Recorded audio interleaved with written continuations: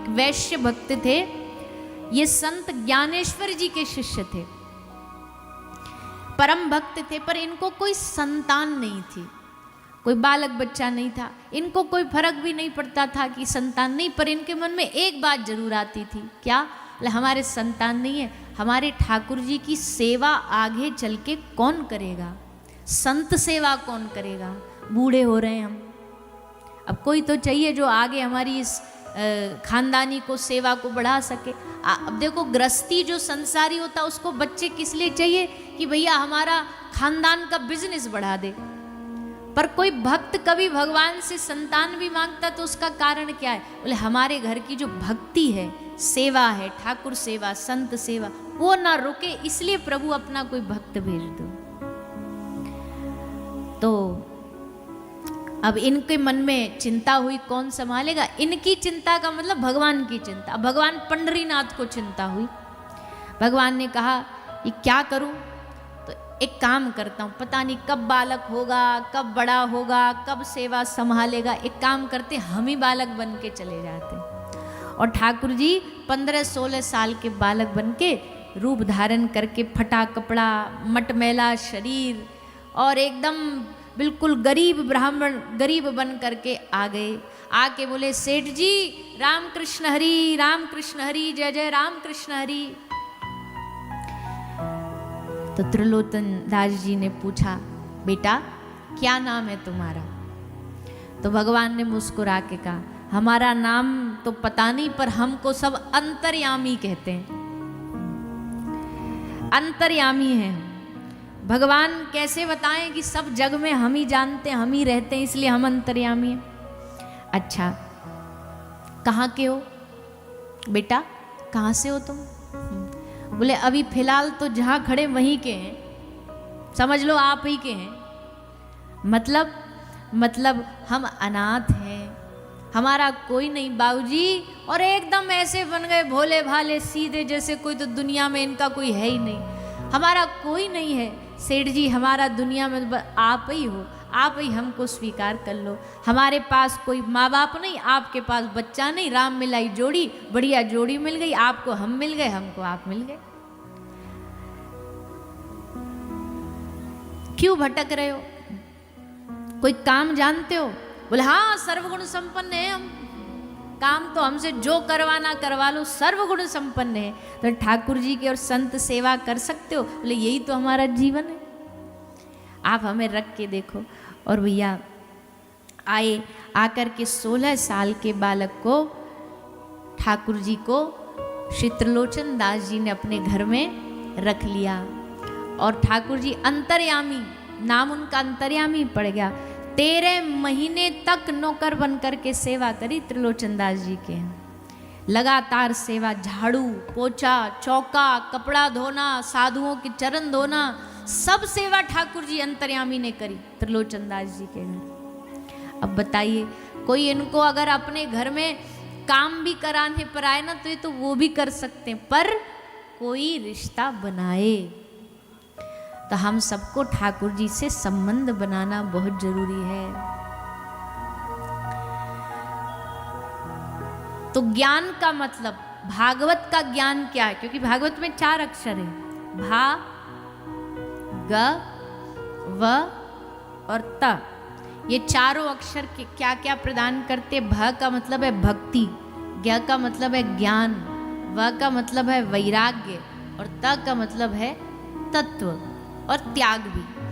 मतलब भक्ति, ज्ञान, वैराग्य देने वाली भागवत है, और तत्व के यानी प्रभु के दर्शन कराने वाली भागवत है। तो भागवत का ज्ञान क्या है? भागवत का ज्ञान इतना ही है कि इतना सा जान लेना कि मैं रघुपति का हूँ, मैं ठाकुर जी का हूँ, और ठाकुर जी मेरे हैं। हम तुम्हारे थे प्रभु जी, हम तुम्हारे। भैया देखो, सारे दुनिया भर के रिश्ते ऐसे हैं, सारे दुनिया भर के रिश्ते ऐसे हैं जो एक एक जन्म के लिए मिलते हैं। इस जन्म में जो सेट मिला है माता पिता का, भाई बहन का, पति पत्नी का, बेटा बेटी का, वो एक ही जन्म का पूरा सेटलमेंट है। अगले जन्म में फिर ऐसा नया खानदान मिलेगा, पूरा के पूरा एकदम न्यू ब्रांड सेट मिलेगा। नए लोग मिलेंगे, नए दोस्त मिलेंगे, नया गांव, नया देश, नई पहचान, सब नया मिल जाएगा। तो एक एक जन्म के लिए सब रिश्ते बनते हैं, पर ठाकुर जी एक जन्म के नहीं हैं, जन्मों जन्मों के हैं, युगों युगों से हमारे हैं। इसलिए तुम हमारे ही रहोगे, हम तुम्हारे ही रहेंगे, ओ मेरे प्रियतम। इसको कहते संबंध ज्ञान, और यही भागवत जी का वास्तविक ज्ञान है। पहली हो गई भक्ति। भक्ति कौन सी? भज धातु से भक्ति बनती है। भज धातु का मतलब होता है किसी चीज को जोड़ना, अपने आप को भगवान से जोड़ना ही भजन है। खा रहे हो, भगवान से जोड़ो, पहले भगवान को खिलाओ। नए कपड़ा ला रहे हो, पहले ठाकुर जी के लिए लाओ। कहीं घूमने जा रहे हो, मन से ठाकुर जी को साथ लेकर के जाओ। हर चीज में ठाकुर जी को जोड़ दो, यही भजन है। किसी ने बड़ी सुंदर बात बोली ना कि खाने में भजन मिला दो, खाने में भक्ति मिला दो, तो खाना क्या बन जाता है? बोलिए ना जोर से, ऐसे ढीले ढीले मत बोला करो। खाना बन जाता है प्रसाद। अब वो खाना नहीं रहा, अब वो रोटी सब्जी दाल चावल नहीं रहा, अब वो ठाकुर जी की उच्चेष्टि मतलब प्रसाद बन गया। पानी में भक्ति मिला दो तो पानी क्या बन जाता है? चरणामृत बन जाता है। ठाकुर जी के जल चरणामृत को पान करने के लिए कैसी लंबी लाइन लगती, जबकि पानी तो है, पानी है। भूख में भक्ति को मिला दो तो भूख व्रत बन जाता है।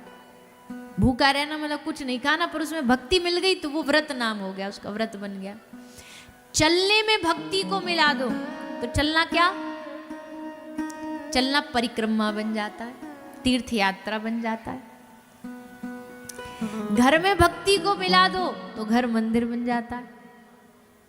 देखने में भक्ति को मिला दो तो देखना दर्शन बन जाता है।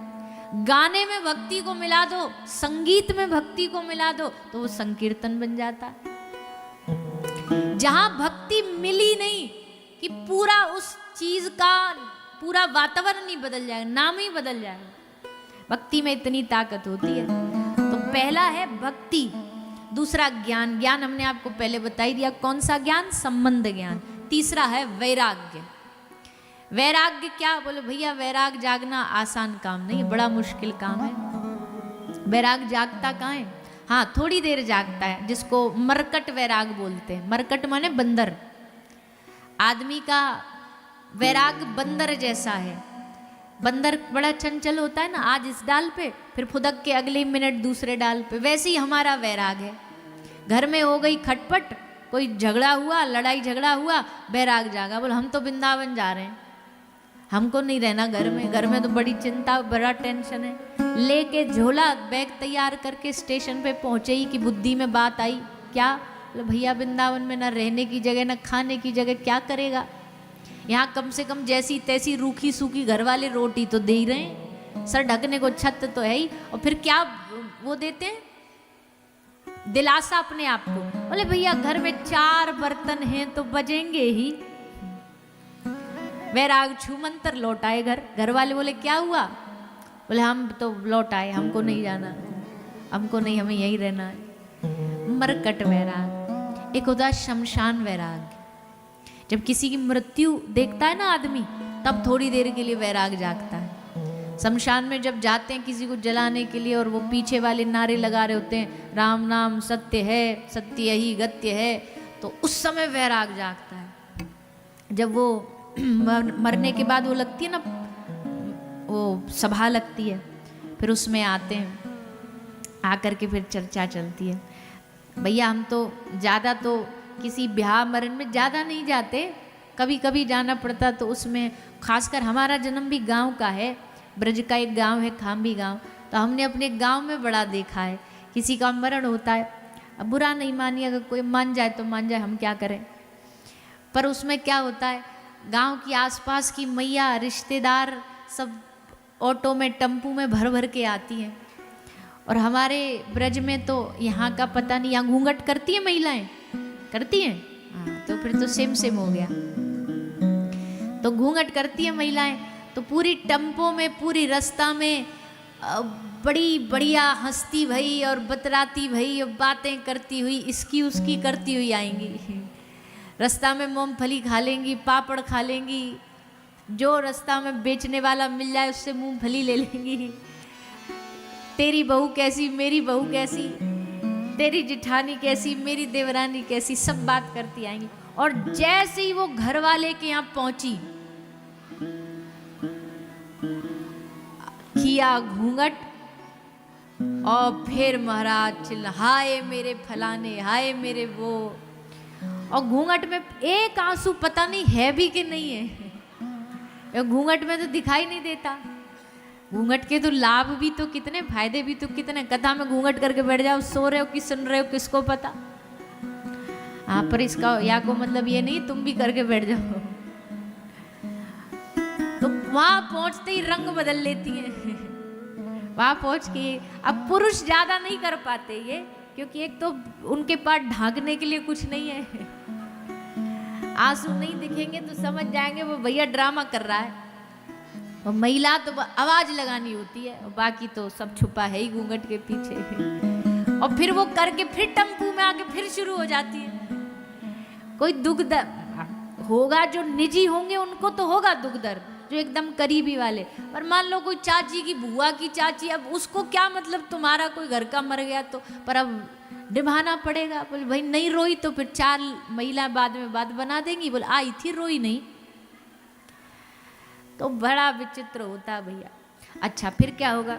अब चलो महिला तो ऐसे, फिर पुरुष लोग क्या करेंगे, बैठे बात क्या करें, क्या हो गया था, बड़े गंभीरता से पूछेंगे। फिर दूसरा बता, अरे अच्छे खासे बढ़िया थे, कल 8 बजे हमसे फ़ोन पर बात करी थी, 8:30 बजे चाय का कप मंगवाया, हमने चाय बना के दे दी, चाय पी लिए, और इतने तो 8:45 बजे तो फ़ोन आ गया, पता चला कि एकदम दिल की धड़कन रुकी और जी ये। फिर दूसरा क्या बोलेगा, भैया जीवन का कोई भरोसा नहीं है, कभी भी कुछ भी हो सकता है, ये कभी भी जीवन छिन जाया जा सकता। भैया जितना हो सके बढ़िया कर्म कर लो, जितना हो सके अच्छा, कभी भी बुलावा आ सकता है। पूरा एकदम बैराग जाग जाएगा कि भैया क्षण भंगुर जीवन है, अब इसका कोई अता पता नहीं है, क्या भरोसा है इस जिंदगी का, साथ देती नहीं है किसी का।